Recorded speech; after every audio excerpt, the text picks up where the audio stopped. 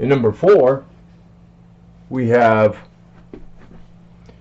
two things that are being done to y squared, and we have to undo those in the reverse order of the order of operations. First, y squared is being divided by 3, and then we subtract 1 from that. So the first thing to do is going to be to add the 1 to both sides. We get y squared over 3 equals 27. And then multiply both sides by the 3. Get y squared equals 81. Again, that's a nice perfect square there. So taking the square root of both sides,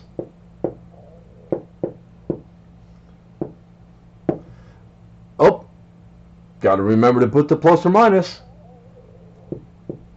So y equals plus or minus 9. On the next one, z squared, it's already isolated, but 75 is not a perfect square. You would have learned in the previous chapter how to simplify square roots by getting the largest perfect square factor out. So first off, taking the square root of both sides so that we can cancel the squaring on the z.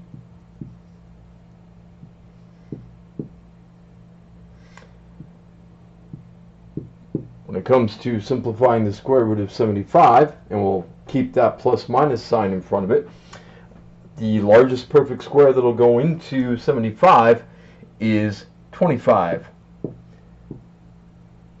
It goes in 3 times.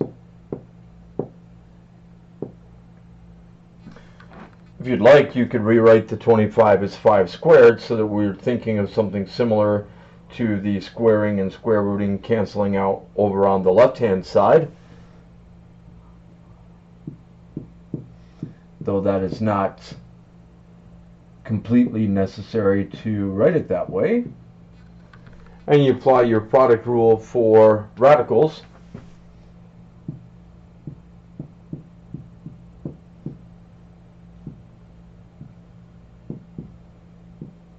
We're going to have that z is equal to 5 times, plus or minus 5 times the square root of 3. We could have had that back here, splitting up the multiplication across 2 separate square roots. The square root of 25 is 5. Okay? So far, here's what we've got for these two. And for number 6 here, the only thing that's happening to x squared, after we've squared the x, we added a 4. So subtract 4.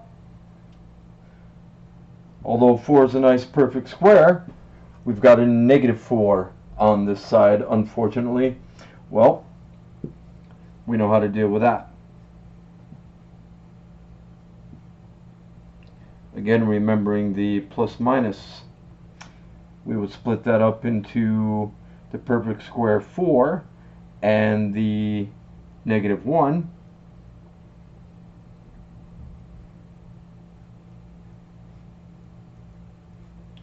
Split up the multiplication.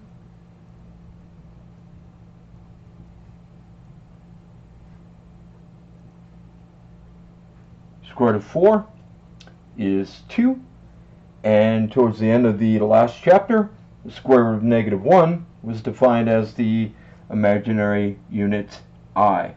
So we get x is equal to plus or minus 2i.